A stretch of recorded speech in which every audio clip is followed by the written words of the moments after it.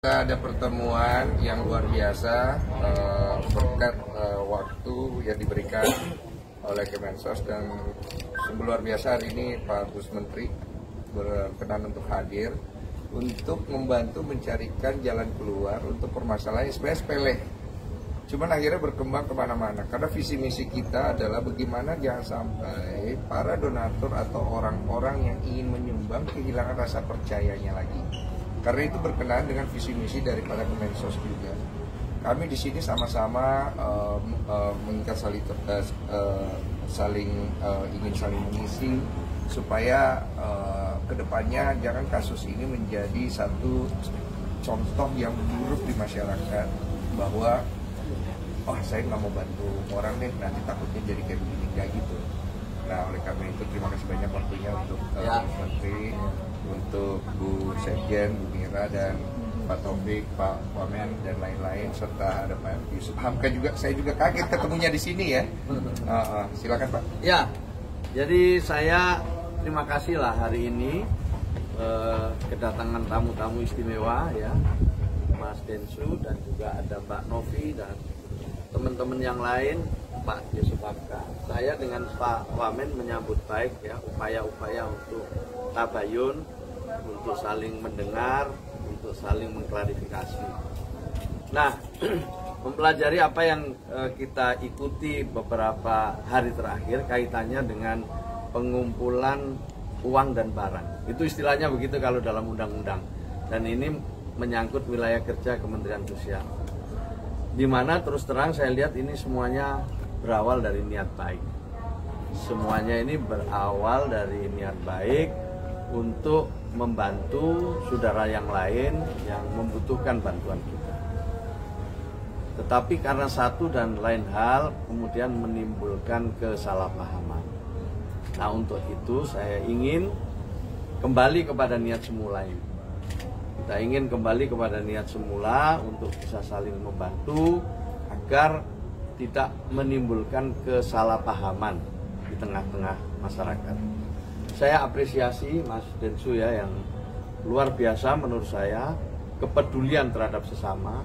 Mbak Novi dan yayasannya juga sudah tahun 2020 berdiri sampai sekarang, isinya juga membantu orang terus. Tapi karena ini ada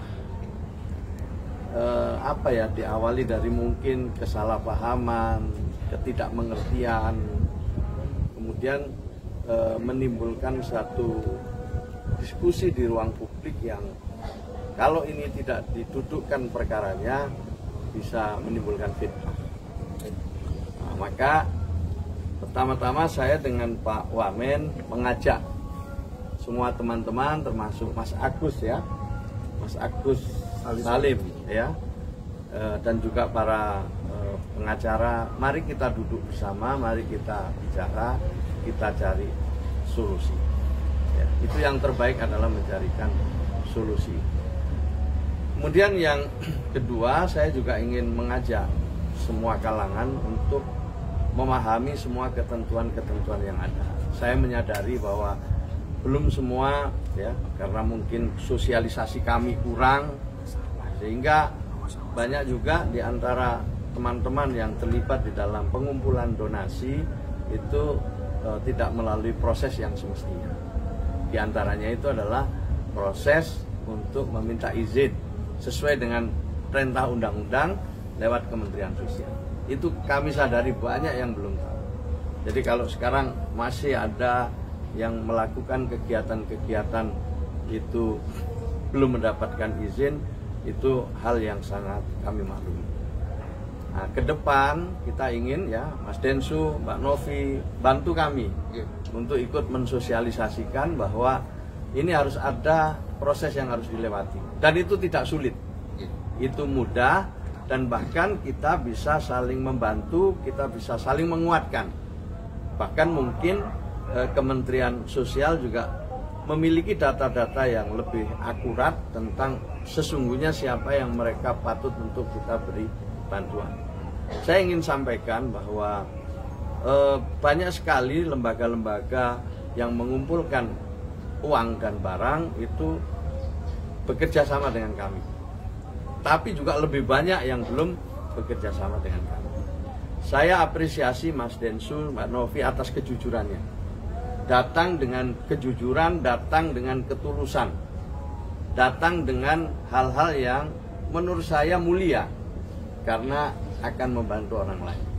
Nah, kalau sekarang ada masalah-masalah yang tadi saya sampaikan menimbulkan diskusi yang mungkin jadi membuat kesalahpahaman yang makin melebar, saya ingin mengajak semua untuk duduk, ya, kita carikan solusi, dan modalnya sudah ada. Modal yang disampaikan oleh Mas Densu, Mbak Novi, dan lain-lain itu adalah modal besar untuk kita semua ke depan bisa lebih baik. Jadi kalau saya ditanya, semua bisa berkontribusi membangun kebaikan-kebaikan ke depan. Saya kira ini tambahan saya, ya. Pak Menteri, mungkin ada yang tanya. Mungkin Pak Menteri nanti akan duduk bareng Agus sekalian dengan teman-teman yang lain gitu. Ya, kami akan ya kalau misalnya ketemu di sini boleh, saya datang ke rumahnya juga boleh. Maunya seperti apa, tapi kami ingin ketemu, kami ingin duduk, kami ingin bicara dari hati-hati. Ya. Jadi di mana saya ingin ketemu. Tabayun. Ini hal yang baik. Ya, ada lagi? Oke, pertemuan tadi berarti poin-poinnya apa aja yang disepakati oleh Pak Menteri? Ya, sebelumnya Mas Densu, Mbak Novi kan sudah ketemu sama Dirjen, sama staf-staf kita, ya, membahas berbagai hal yang terkait dengan isu ini gitu. Nah, tadi ketemu saya secara langsung dan ketemu dengan Pak Wamen, kita mendalami masalah-masalahnya, kemudian kita identifikasi mana-mana yang kira-kira ini menjadi poin penting untuk islah itu, untuk mencari jalan terbaik, ya, cari solusi. Ya, itu aja, ya. Oke. Pak Menteri, soal maaf ya, mungkin soal tuduhan mungkin Yayasan Teknopi katanya ditegur dari Pak Menteri, itu benar gak sih? Siapa?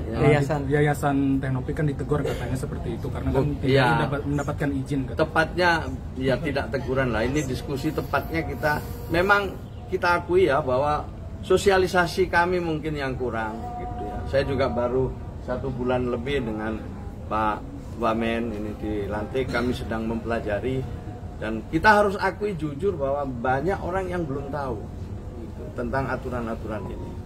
Dan dalam aturan itu tentu ada pertanggungjawaban. Di samping dapat izin, nanti ada pertanggungjawaban. Uang yang sudah didapat atau barang yang sudah didapat itu dipergunakan untuk apa. Kemudian perlu diaudit baik oleh pihak yang berwenang maupun oleh masyarakat secara luas. Pak Yusuf Hamka misalnya juga ini orang dan juga salah satu figur ya yang suka memberikan bantuan. Jadi sebenarnya saya ingin menyampaikan, tentu kalau toh ada kekeliruan kita akan bisa luruskan secara bersama-sama ke depan. Jadi mari kita mulai ke depan hal-hal yang baik ini dengan tata kelola yang baik. Yang baik ini kita mulai dengan tata kelola yang baik. Dan saya senang sama Mas Densu, ya saya terus terang ya belum tahu, saya baru tahu sekarang, ngomong apa adanya.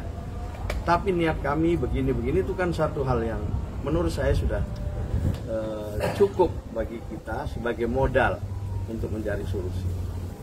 Gitu. Mungkin orang-orang seperti Teknopi, Bang Densu dan Pak Yusuf Hamka yang suka membantu orang kan mungkin banyak sekarang Pak di media sosial, melalui media sosial. Itu ada regulasi sendiri nggak sih Pak untuk membantu orang supaya tidak terjadi lagi nih seperti ini? Ya, regulasinya tuh sementara ini cukup jelas ya, supaya mengajukan izin lewat Kementerian Sosial.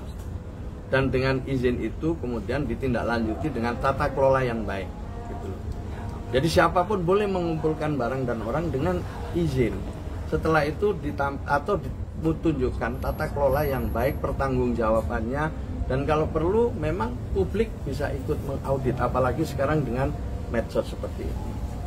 Ya nanti Mas Densu juga bisa menyampaikan, ini saya sudah bisa bantu sekian, kemarin saya lewat podcast saya menyampaikan ini, dan sekarang sudah didapat sekian dari sekian banyak orang. Nah, uang yang sudah didapat ini diperuntukkan 1, 2, 3, 4. apa yang bisa dilihat di situ kemudian adalah sudah digunakan berapa, sisanya masih berapa, dan kalau masyarakat masih ingin menambah silakan. Dan dengan begitu insya Allah kepercayaan itu akan tumbuh. Bukan kesalahpahaman, tapi kepercayaan akan tumbuh. Orang yang dibantu juga ngerti gitu. Nggak kemudian yang dibantu ini mimpinya macam-macam. Kalau orang itu nggak sadar dibantu malah mimpi macam-macam, malah nanti tidak tepat sasaran. Pak, untuk donasi Agus Salim sendiri memang sudah sesuai prosedur atau gimana sih? Ya saya belum bisa, saya harus pelajari dulu. Ya, jadi yang penting kan ada niat baik ini mau bantu. Sebenarnya yang paling utama itu Mas Agus ini sembuh dulu. Jangan masuk dalam kontroversi ini terlalu lama ya. Itu sembuh dulu. Yang ini ya satu soal harus diislahkan ya. Tapi yang penting ini berobat ini penting. Ya, itu utamanya itu berobat. Kalau berobat itu ada waktunya gitu. Kalau terlambat kan juga makin tidak baik. Makin cepat makin baik kalau berobat. Pak Menteri, maaf mungkin ini kan permasalahan udah dihitung hampir 2 bulan ya, kalau melebar kemana-mana. Apakah nantinya uang dari yayasan itu akan diambil oleh Kemensos atau seperti apa? Banyak kan yang menyarankan seperti itu. Lebih baik permasalahan ini tidak melebar kemana-mana. Ya nanti kita lihat ya. Pokoknya kita juga nggak boleh menyelesaikan dengan melanggar hukum lagi gitu. Jadi menyelesaikan tanpa masalah. Prinsip pegadian lah kita gunakan di sini. Menyelesaikan masalah, ya kan? Menyelesaikan masalah tanpa masalah itu yang kita coba lah. Mari ini tadi semuanya niat baik. Mari kita kembali ke niat baik itu. Kalau semuanya kembali ke niat baik, insya Allah tidak ada yang tidak bisa dicarikan solusi. Ya, Pak, intinya itu ya. Izin Pak, terkait donasi lagi Pak. Ini kan tujuannya untuk pengobatan Agus ya Pak, ya. Dikumpulkan oleh Tenovi dan juga Bang Densu. Ya. Nah, seandainya dari pihak Agus yang menggunakan untuk hal-hal lain, apakah itu termasuk penyelewengan atau gimana? Ya, itu yang harus ditanya kepada yang donaturnya kan, gitu. Yang donatur mau nggak ini digunakan untuk keperluan lain? Kalau donaturnya nggak mau ya, ini bisa jadi perkara juga. Gitu. Karena yang donatur itu niatnya ya mau bantu untuk pengobatan kan gitu kan. Dia tahu itu kan karena untuk pengobatannya Mas Agus. Yang saya tahu loh ini, karena lewat podcast itu taunya itu. Kalau kemudian saya misalnya membantu untuk pengobatan tapi untuk dipergunakan yang lain kan, ya saya bisa kecewa loh. Saya bisa kecewa. Itu. Jadi ini penting juga. Makanya saya sekali lagi tata kelola itu menjadi sangat penting. Ya cukup ya. Ya, Pak Menteri. Ya, terima kasih ya. Ada yang salah.